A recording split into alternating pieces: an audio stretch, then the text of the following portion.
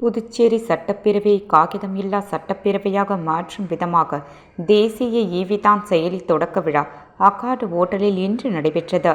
மாண்புமிகு மத்திய பாராளுமன்ற விவரங்கள் துறை இணை அமைச்சர் எல். முருகன் குத்துவிளக்கேற்றி ஈவிதான் செயலியை தொடக்கி வைத்தார். ஆளுநர் கைலாசநாதன் விழா தலைமையேற்றார். முதலமைச்சர் பொதுப்பணித்துறை அமைச்சர் லட்சுமி நாராயணன், ஆதிதிராவிடர் நல அமைச்சர் சாய்ஜே சரவணகுமார், மாநிலங்களவை உறுப்பினர் செல்வ கணபதி, தலைமை செயலாளர் சரத் சவுகான், மத்திய அமைச்சக செயலர் உமங் நருலா, கூடுதல் செயலர் சத்யபிரகாஷ், புதுச்சேரி சட்டப்பேரவை செயலாளர் தயாளன் ஆகியோர் கலந்து கொண்டனர்.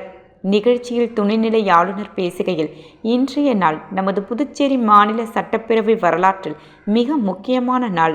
நம்முடைய ஜனநாயகத்தில் ஒரு புதிய பக்கத்தை சேர்க்கும் நாள். நோவா என்ற தேசிய ஈவிதான் செயலை அறிமுகம் செய்வதன் மூலமாக புதுச்சேரி சட்டப்பேரவையை முழுமையாக மின்னணு மயமாக்கும் பரிணத்தை நாம் எட்டி இருக்கிறோம்.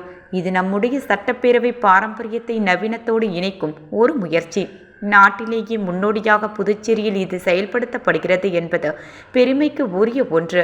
மற்ற சட்டப்பேரவைகளில் இதை கொண்டு வருவதற்கான முயற்சிகள் இன்னும் நடைபெற்று வரும் நிலையில் முதலில் புதுச்சேரியில் அமைத்து கொடுத்த மத்திய அரசுக்கு புதுச்சேரி சார்பில் என்னுடைய நன்றியையும், முதலமைச்சர், பேரவைத் தலைவர் மற்றும் NVA திட்ட அதிகாரிகளுக்கு என்னுடைய பாராட்டுக்களையும் தெரிவித்துக் கொள்கின்றேன். நம்முடைய பாராளுமன்றம் அல்லது சட்டமன்றம் என்பது நமது ஜனநாயகத்தின் இருதயம். மக்கள் பிரதிநிதிகள் மக்களின் நலனுக்காக சட்ட மசோதாக்களை விவாதித்து தாக்கல் செய்து நிறைவேற்றும் அரங்கம். அத்தகைய ஒரு உயரிய தருமத்தின் மையமாக இருப்பதை டிஜிட்டல் இந்தியாவை நோக்கி நகர்த்தும் விதமாக இந்த நோவா செயலி ஒரு தொழில்நுட்ப புரட்சியை ஏற்படுத்துகிறது. இதன் நோக்கம் சட்டப்பேரவை நடவடிக்கைகளை முழுமையாக காகிதமில்லா முறையாக பேப்பர்லெஸ் அசம்பிளியாக மாற்றுவதுதான். அதோடு சட்டப்பேரவை உறுப்பினர்களும் பொதுமக்களும் இடையே ஒரு வெளிப்படையான தகவல் பரிமாற்றத்தை ஏற்படுத்துவது. இதில் உள்ள MLA டிஸ்போர்ட் வசதி மூலமாக உறுப்பினர்கள் அவருடைய வினாக்கள், சட்ட மசோதா விவரங்கள் உள்ளிட்ட எல்லாவற்றையும் ஒரே இடத்தில் பார்க்க முடியும். பொதுமக்கள் நேரடியாக சட்டப்பேரவை நிகழ்வுகளை பார்க்க முடியும். ஒரு கிளிக் செய்தால் போதும். அறிவிப்புகள், மசோதாக்கள், தீர்மானங்கள் அனைத்தும் ஆன்லைனில் கிடைக்கும். கடந்த சட்டமன்ற விவாதங்கள், வாக்குப்பதிவுகள், அறிக்கைகள் எல்லாவற்றையும் கணினி வழியாக பெற முடியும். இவையெல்லாம் நமக்கு தமிழிலும் ஆங்கிலத்திலும் கிடைக்கும். பிற மொழிகளில் தருவதற்கான முயற்சி எடுக்கப்படுகிறது.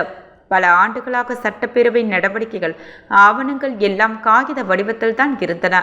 ஆனால் இந்த நிலை எப்போது மாறிவிடும்?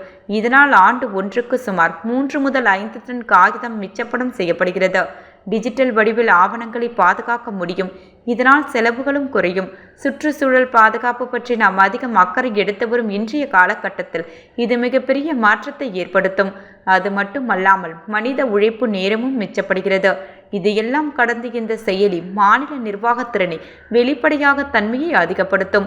இளைஞர்கள் அரசியல் பற்றிய புரிதலை எளிதாக பெற முடியும். இன்னும் ஒரு மகிழ்ச்சியான தகவல் என்னவென்றால், இந்த நோவா திட்டம் நாடு முழுவதும் ஒருங்கிணைக்கிறது. தொலைநோக்கு பார்வையுடைய நமது பிரதமர் நரேந்திர மோடி அவர்களின் டிஜிட்டல் இந்தியா, குட் கவர்னன்ஸ் மற்றும் டிரான்ஸ்பரண்ட் அட்மினிஸ்ட்ரேஷன், கோ கிரீன் என்ற குறிக்கோள்களை அடையும் விதமாக இந்த செயலி அமைக்கப்பட்டு இருக்கிறது. இதனால் நாடு முழுவதும் உள்ள குடிமக்கள் ஒரு சட்டம் எவ்வாறு உருவாகிறது என்பதை தெரிந்து கொள்ள முடியும். உதாரணமாக, அரசியல் நடைமுறைகள், சட்டப்பேரவை விவாதங்கள், உரையாடல்கள், செயல்பாடுகள் எவ்வாறு அமைகிறது என்பதை புரிந்து கொள்ள முடியும். அரசியல் மீதான நம்பிக்கை, தெளிவு பெற்ற நாட்டின் வளர்ச்சியில் பங்கேற்க முடியும்.